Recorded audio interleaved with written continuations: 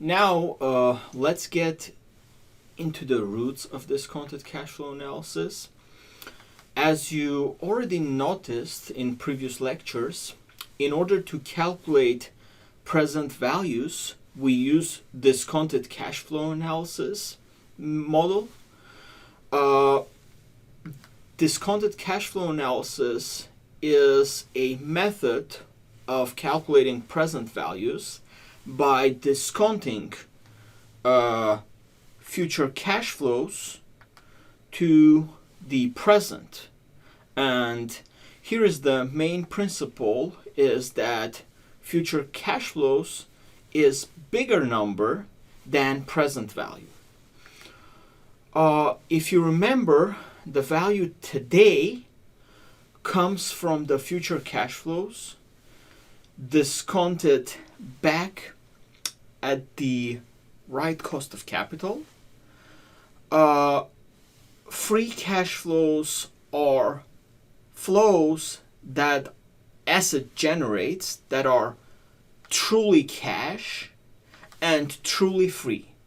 And if they are not, we cannot consider them as a future cash flows in DCF model. To do the valuation, we need to follow multiple steps.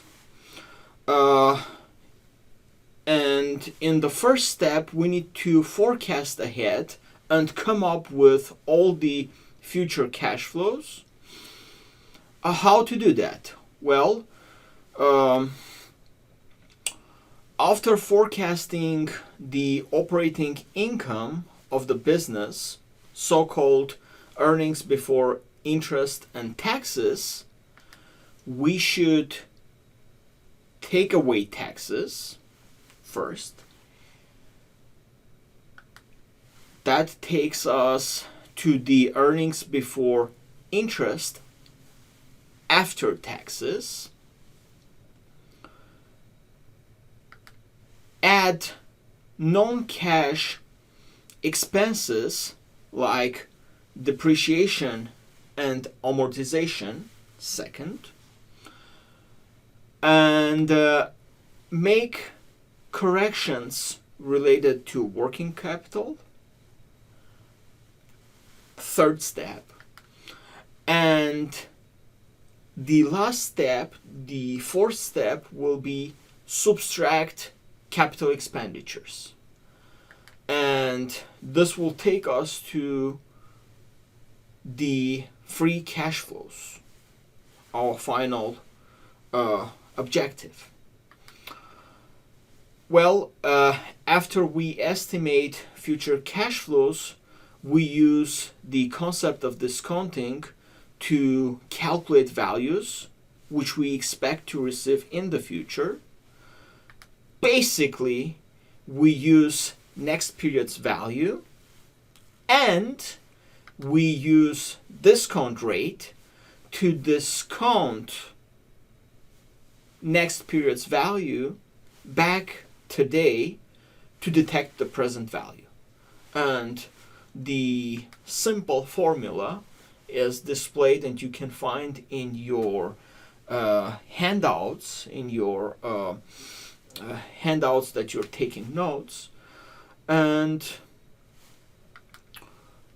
bottom line, so in order to calculate how much a dollar a year from now is worth today,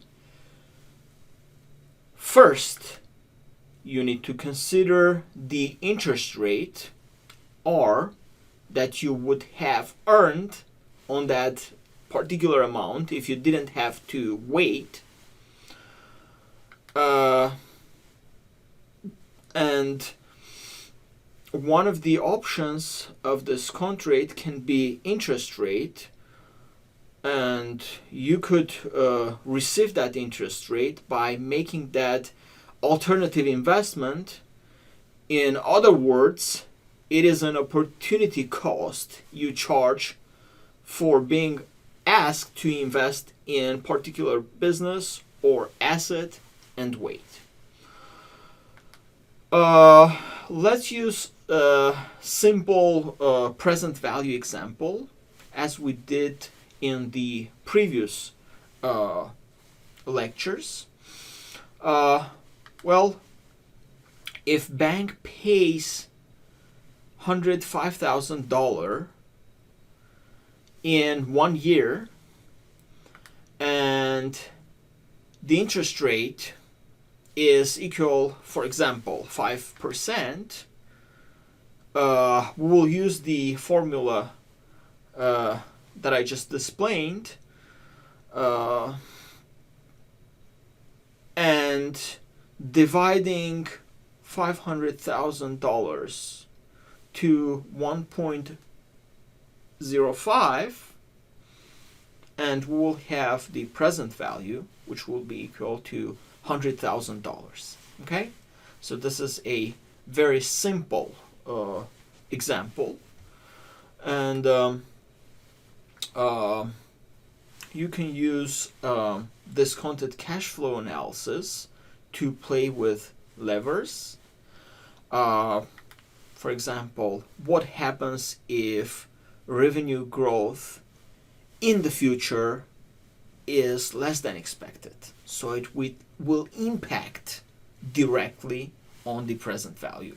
If the future cash flows that we're estimating will be less than expected, well, then it will directly impact on the present value. First lever. What happens to the value of firm in that particular case? And as you understand, all depends on the future cash flow profile. It also depends on the margins. And the second lever is the discount rate or interest rate, for example, as we used for this particular case. Okay, so playing with those levers, we can understand and have better estimation of present value. In this figure, we can observe different present value examples using this different interest rates. And this is an example of playing with those levers. How much will be the present value if there will be 5% interest rate? How much will be the present value if the interest rates will be 10%? And how much will be the present value if interest rate jumps to the 15%? So this is extreme example, and it shows the differences, but I want you to capture and understand the logic and the foundations of present value concept. So I hope you enjoyed this lecture. There are a few more lectures to watch, and then we will practice on the case study. Thank you, and see you in next video lecture. Bye.